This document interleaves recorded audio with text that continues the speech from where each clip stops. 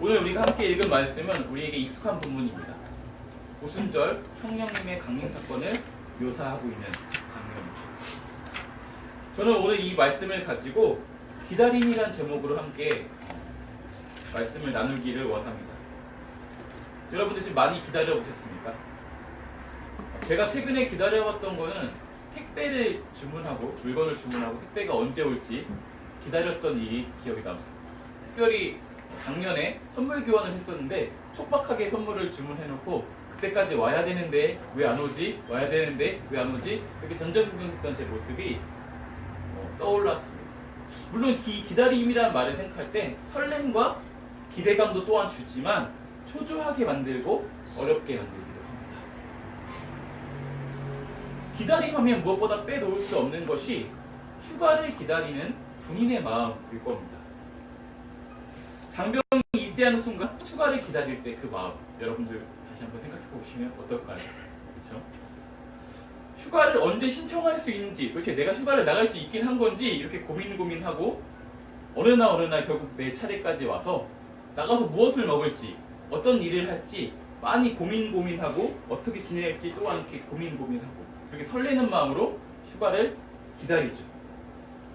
그날은 참 빨리 오지 않습니다. 혹시나 기다리는 동안에 부대에 무슨 일이 생길까 전전긍긍하기도 하고 참 여러 가지 걱정과 고민 속에 기다리는 것이 바로 휴가입니다. 휴가는 그렇게 오지 않는데 또 복귀날은 그렇게 빨리 오더라고요. 저도 아직 첫 휴가 나와서 제가 뭘 했는지 제 기억 속에 선명하게 남아있어요. 제가 휴가를 나와서 제일 먼저 했던 일은 카페를 찾아가서 커피를 한 잔 시켜놓고 아무것도 안 하고 가만히 앉아있는 거였어요. 그 커피를 좋아하는 것도 있었지만 그 카페가 주는 그 특유의 분위기 좀 여유 있고 뭔가 나를 구속하는 것이 없고 그냥 좀 늘어져 있어도 되는 그런 분위기들이 참 그리워서 나오자마자 카페를 향했던 그런 기억이 있습니다. 제가 복귀하는 길에도 동일한 그 카페에 들려서 그 커피를 시켜놓고 기다려봤는데요. 그 감흥이 전과 같지 않았습니다. 초조하고 좀 뭔가 좀 그 분위기를 즐길 수 없었어요. 그런데 실은 이 군인이 휴가를 기다리는 것보다 군대 간 자녀를 걱정하면서 우리 자녀가 언제 휴가를 나올지 고민하고 기다리는 부모님의 기다림이 더 어려울 겁니다. 자녀에게 전화가 올 때까지 부모님은 이 자녀가 언제 휴가가 나오는지 알 수가 없습니다. 그냥 무작정 기약 없이 기다리는 그런 기다림만 가지고 있을 뿐이죠. 기다림이 특히나 기약이 없는 이런 기다림은 설렘이 아니라 우리에게 어려움을 더 많이 줍니다. 요즘 경기가 좋지 않기는 확실히 좋지 않은 것 같아요. 날이 추워서 그런지 점점 더 소비 심리가 위축되는 것 같기도 합니다. 제가 오늘 하루 종일 오전 중에 카페에서 했던 일이 바로 손님을 기다리는 일이었어요. 그러면서 생각했습니다. 내가 이 카페의 주인이고 이것이 내 생업과 관련이 되어 있다면 이렇게 손님이 오지 않을 때 내 마음은 어떨까? 손님을 기다리는 내 마음은 어떨까?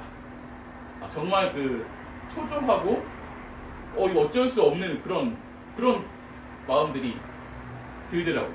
그러면서 건너편에 보이는 가구점이 있는데요.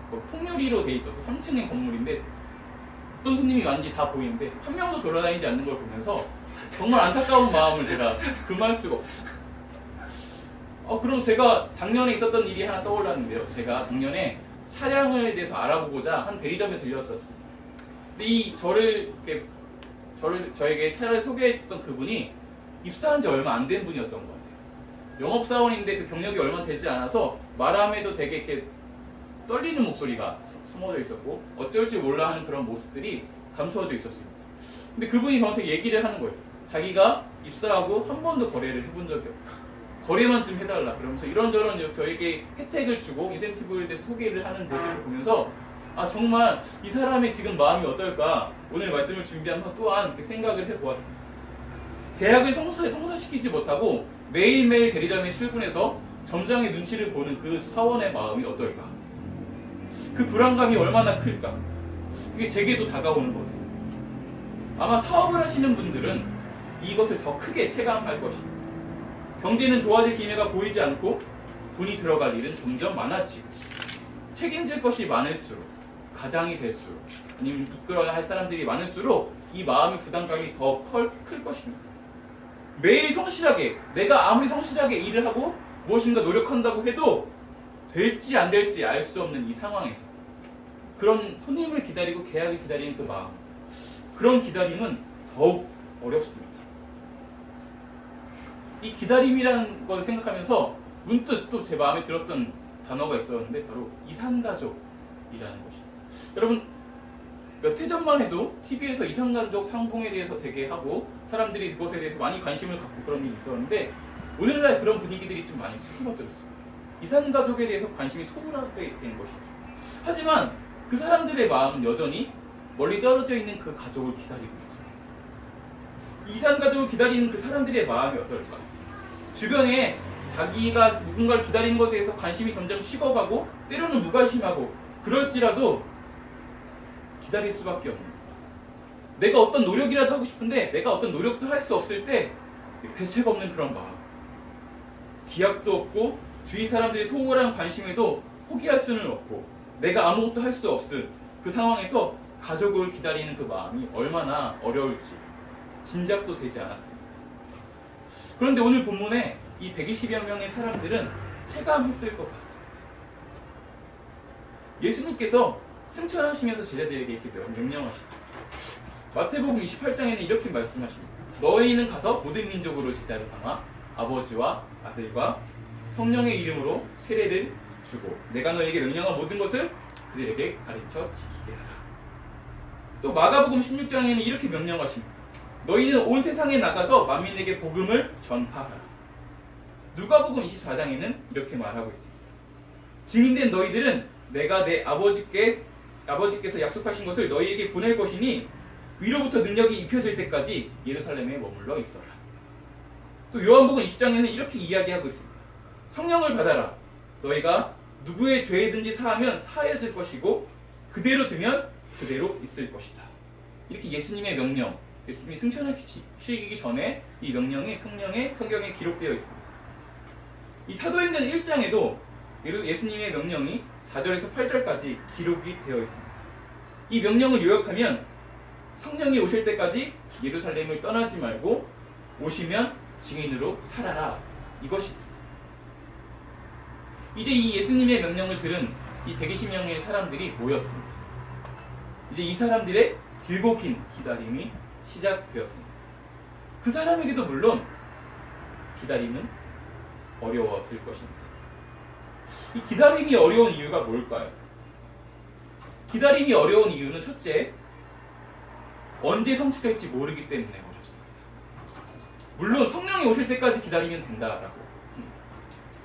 문제는 성령이 언제 오실지 말씀해 주시지 않고 가셨다라는 것에 그 어려움이 있습니다. 우리는 성경을 보고 짐작할 수 있죠.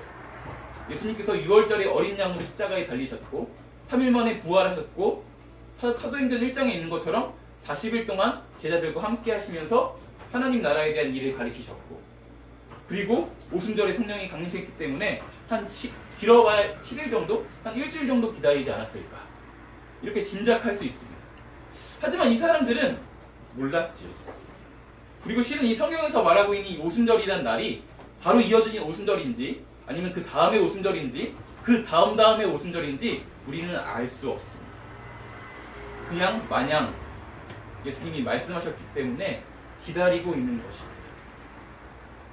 기약 없는 기다림입니다. 이 120여 명의 사람들이 모여 있다고 생각해보세요. 그 동네에 소문이 안 날 리가 없습니다. 예루살렘이란 동네에 한 집에 120명이라는 사람들이 모여 있대. 이 이야기들이 아마 그들 사이에서 그들이 있는 도시에서 많이 이야기들이 돌았을 것입니다.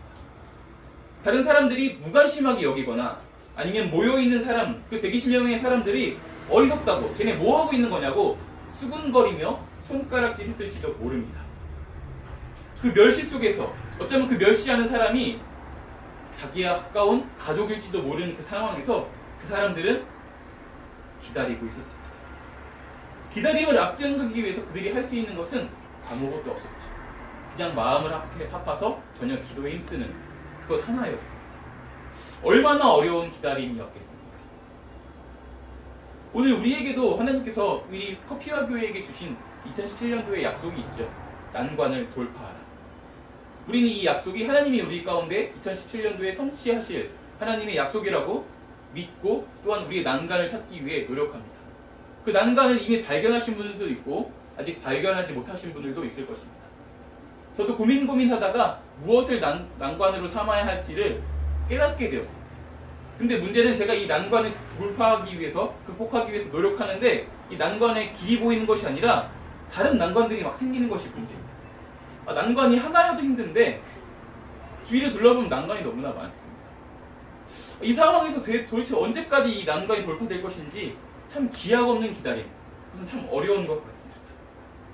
저도 지금 카메라로 찍고 있어서 미처 나눌 수는 없지만 말씀을 준비하는 한 2, 3일 동안에 제 삶 가운데 폭풍처럼 많은 난관들이 지나쳐 왔어요.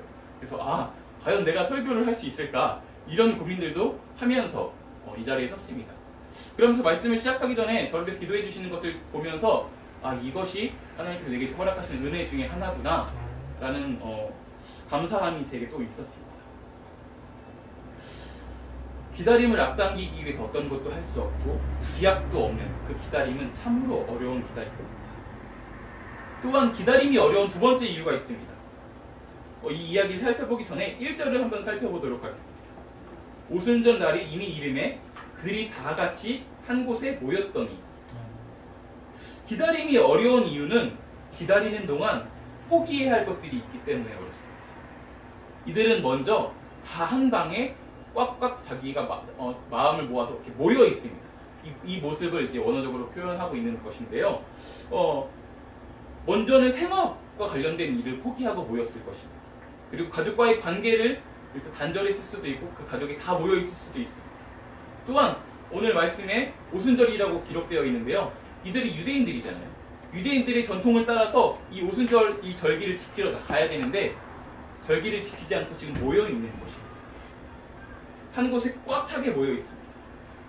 더 많은 사람들이 이 오순절을 지키기 위해서 예루살렘에 모여든 그 많은 사람들이 그 사람들을 보고 쟤네 뭐 하는 사람들이냐고 그들이 머물 것을 둘러보기 위해서 돌아다니면서 틀림없이 그것을 목격하고 더 크게 그들을 수군거렸을 것입니다. 저도 가끔 기도하면서 때로는 묵상하면서 성경을 읽으면서도 걱정을 합니다.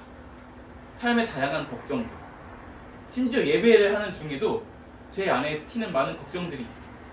아마 여러분들도 그런 것들을 경험해 보셨지 않을까 싶습니다. 정말 솔직하게 이야기하면 가끔이 아니고 되게 자주 그렇습니다.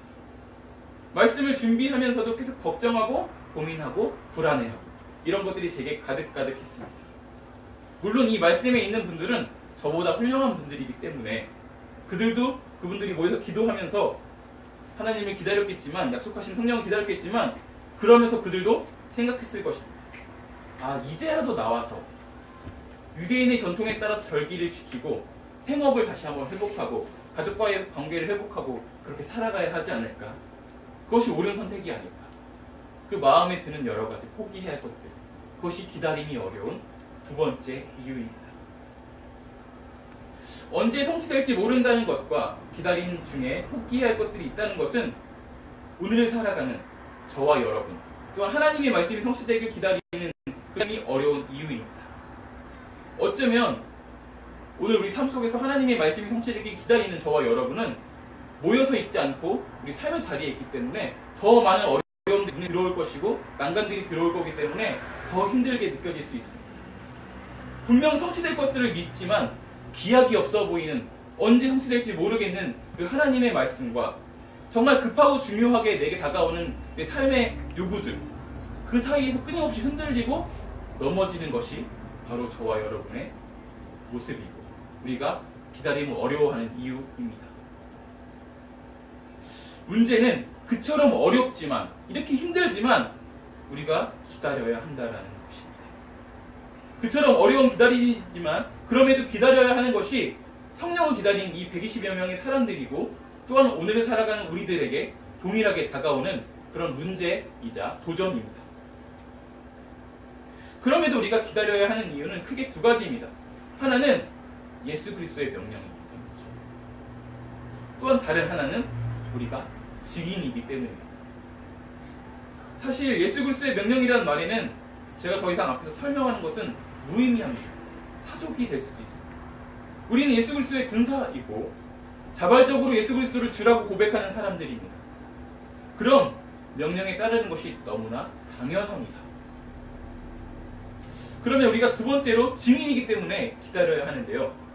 이 증인이라는 말 안에는 경험한 사람이라는 의미가 숨어 있습니다.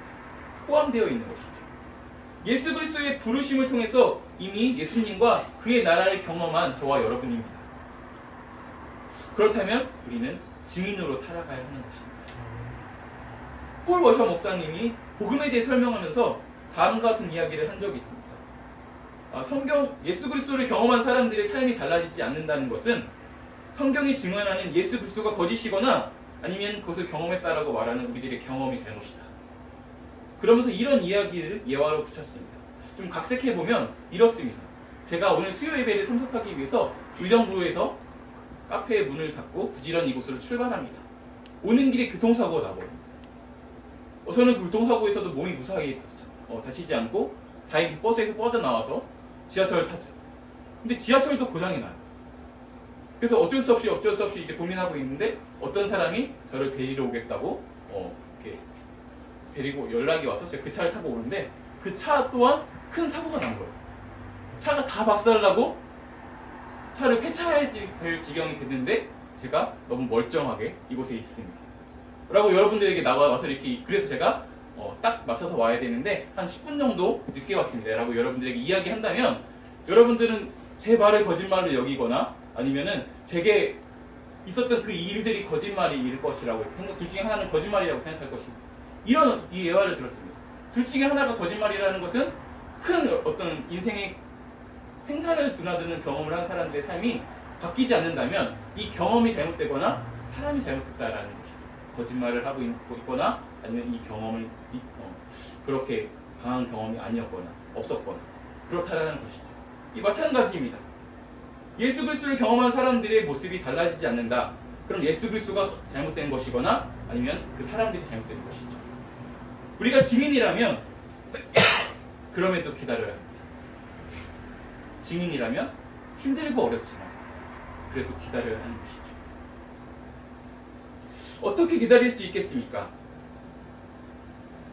방송인 오프라 위프리는 자기 삶을 가리켜서 이렇게 이야기한 적이 있습니다. 미래를 바라보면 너무 눈이 부셔서 눈을 뜰 수가 없었다. 우리에게 잘 알려진 말이죠. 그의 삶을 아는 사람들은 이 이야기가 얼마나 더 큰 의미로 다가올지 모르겠습니다. 꿈꾸는 다락방이라는 책에 보면은 오프라 위프리의 삶을 이렇게 요약하고 있습니다. 지독하게 가난한 미혼모에게 출생하여 버려졌고 할머니의 손에 키워졌습니다. 14살의 나이에 삼촌에게 성폭행을 당하고 출산과 아이의 죽음을 경험하였습니다. 가출하여 마약을 복용하기도 했습니다.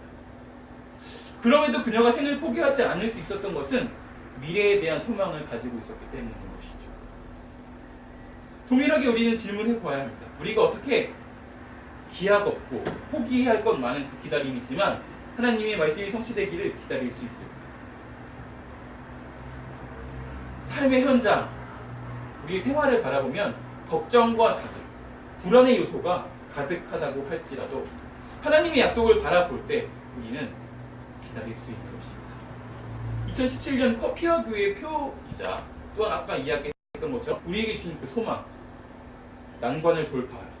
이 이야기는 하나님께서 우리의 난관을 극복하게 하시겠다라는 또한 하나님의 말씀의 약속이기도 합니다.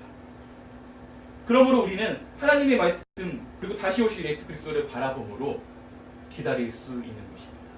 상황과 환경이 아니라 시선을 돌아서 그분을 바라보는 것이죠. 두 번째, 어떻게 기다릴 수 있을까요? 우리의 상황을 넘어서 하나님의 말씀 그리고 예수 그리스도를 바라보려면 오늘 하루를 말씀과 기도로 살아가야 하는 것입니다. 지난주에 노태복 전도사님이 설교 가운데 나왔습니다. 이 사람들이 기다리는 가운데 했던 일들이 마음을 같이하여 오로지 기도하기 힘쓰고 베드로를 통해서 말씀을 들은 것입니다. 이 120명의 사람들은 그렇게 기다릴 수 있었습니다. 어쩌면 기다렸다 이렇게 거창한 무엇인가가 아니라 그냥 그저 하루를 살아내고 있었을 수도 있습니다. 오늘 하루 내게 주어진 이 하루 하나님의 말씀 그냥 하나님 말씀을 듣고 이것을 순종하느냐 순종하지 못하느냐 단순하게 삶의 모습을 취했을 수도 있습니다. 우리도 동일합니다. 오늘 우리는 하나님이 우리에게 선물처럼 주어주신 오늘 하루를 살아내고 있습니다. 오늘 하루 하나님의 말씀과 기도로 머물러 있는 것이 오늘 하루를 살아가는 저와 여러분께 가장 중요한 것입니다. 우리는 너무나 당연하게 만약이라고 여기는 내일을 생각하고 내일의 문제를 걱정하며 살아가고 있지만 사실 하나님이 우리에게 주신 것은 오늘이라는 선물입니다. 오늘을 하나님 안에서 가장 아름답게 가장 행복하게 즐길 수 있는 방법은 바로 말씀과 기도로 하나님 안에 머물러서 하나님의 사랑의 교제 가운데 동참하는 것입니다. 오늘 하루 말씀과 기도를 통해서 예수 그리스도 안에 머무름으로 그냥 그저 하루를 살아가는 신앙인으로 살아감으로 우리는 또한 기다릴 수 있는 것입니다. 우리가 기다릴 수 있는 세 번째 이유는 바로 공동체 안에 머무름으로 우리도 기다릴 수 있습니다. 아프리카 속담에 이런 속담이 있죠. 우리에게 익숙한 속담입니다. 빨리 가려면 혼자 가고 멀리 가려면 함께 가라. 전도서 4장에도 이런 교훈이 담긴 말씀이 있습니다. 한 사람이면 패하겠거니와 두 사람이면 늘 강하나니 삼겹줄은 쉽게 끊어지지 아니하느니라. 홀로 기다리기는 어렵습니다. 우리가 아무리 열심을 내어도 좌절하고 넘어졌을 때 우린 포기하기 마련이고 이렇게까지 넘어졌는데 내가 어떻게 다시 일어날 수 있을까? 그렇게 생각하기도 합니다. 하지만 공동체 안에 머무를 때 서로 이끌어주고 내가 기도할 수 없을 때 누군가 나를 위해 기도해주고 또한 그 삶의 어려움을 같이 이야기하면서 함께 고민하고 함께 기뻐하면서 우리는 기다릴 수 있는 것입니다. 오늘 말씀에 등장했던 이 120여 명의 사람들도 그렇게 함께 모여서 기다렸습니다. 마침내 기다림이 끝나고 성령이 오셨습니다. 오늘 말씀에 성령의 오심을 묘사하고 있죠. 2절에서 4절까지. 후련히 하늘로부터 급하고 강한 바람 같은 소리가 있어 그들이 앉은 온 집에 가득하며 마치 불의 혀처럼 갈라지는 것들이 그들에게 보여 각 사람 위에 하나씩 임하여 있더니 그들이 다 성령의 충만함을 받고 성령이 말하게 하심을 따라 다른 언어들로 말하기를 시작하니라. 아멘. 성령이 오셨고 이제 우리가 행해야 할 것은 증언하는 것입니다. 증인으로 살아내는 것입니다. 이 성령의 오심의 사건을 제가 묵상하면서 창세기 11장에 바벨탑의 사건이 떠올랐습니다. 우리에게 익숙한 이야기죠. 바벨탑 사건으로 인해서 언어가 혼잡하게 되는 사건입니다. 혼잡하지만 않았으면 오늘 우리가 이렇게 영어를 열심히 공부할 필요가 없었을 텐데 그렇죠? 참 우리에게 많은 어려움을 주는 바벨탑 사건입니다. 이 바벨탑 사건으로 인해서 언어가 혼잡하기 이전의 모습으로 회귀된 것이죠. 하나님께 대항하려는 사람들이 연합하지 못하게 하기 위해서 언어를 두셨습니다. 또한 그 가운데 하나님의 백성을 지키게 하기 위해서 언어를 혼잡하게 하셨습니다. 하지만 이제는 거꾸로 하나님의 큰 일을 하나님을 알지 못하는 사람들, 예수 그리스도를 알지 못하는 사람들이 듣게 하기 위해서 언어를 다시 모으신 사건인 것입니다. 하나님의 큰 일을 드러내기 위해 성령으로 소통하게 하신 것입니다. 성령이 임하시면 소통할 수 없었던 사람과 소통할 수 있습니다. 대화가 되지 않았던 그 사람과 대화할 수 있습니다. 그리고 우리가 하나님의 큰 일을 이야기할 수 있습니다. 살다 보면 대화가 통하지 않는 사람들이 있죠. 똑같이 한글을 사용하고 있는데도 말이 통하지 않는 사람들이 있습니다. 그들과 대화할 수 있는 그 비결이 바로 오늘 말씀을 통해서 성령의 충만이라는 것을 알 수 있습니다. 나의 언어로 그 사람에게 이야기하려고 할 땐 되지 않았지만 상대의 언어로 이야기하려고 했을 때 그들은 하나님의 큰 일을 들을 수 있었습니다. 그래서 하나님의 사랑을 전할 수 있었던 것이죠. 우리 또한 우리가 성령의 충만함을 기도함으로 그 사람의 언어를 이야기할 수 있는 그 사람을 사랑하는 그 마음의 모습들이 우리 가운데 드러나게 될 때 우리의 삶을 통해서 우리의 또 말을 통해서 하나님을 알지 못하는 사람들이 하나님의 사랑을 듣게 될 것입니다. 그리고 많은 이들이 옳은 곳으로 돌아오게 될 것입니다. 성령에 충만한 사람들이 증언을 통해서 바벨탑이 아니라 이제 이 땅에 무너진 하나님의 질서들이 다시 쌓이기 시작했습니다. 그 일은 예루살렘에서 오순절 예루살렘에서 시작되어서 온 유대와 사마리아와 땅끝으로 오늘을 살아내는 저와 여러분에게로 전해졌습니다. 이제 우리에게 이어졌으며 또한 이어져야 합니다. 바로 우리 삶의 자리에서 우리가 증언하고 증인으로 살아감으로 하나님 나라를 세워야 할 것이고, 우리 삶의 자리에서 하나님의 나라를 누리며 살아가야 하는 것입니다. 말씀을 정리하겠습니다. 기다림은 어렵습니다. 고되지만 그럼에도 불구하고 우리가 기다려야 하는 것, 어떻게 기다릴 수 있는가? 우리는 약속을 바라봄으로, 재림하실 예수 그리스도를 바라봄으로 기다림을 소망할 수 있습니다. 또한 우리에게 선물처럼 주어진 하루, 그 또 하루를 말씀과 기도함으로 하나님 안에서 살아내면서 기다릴 수 있습니다.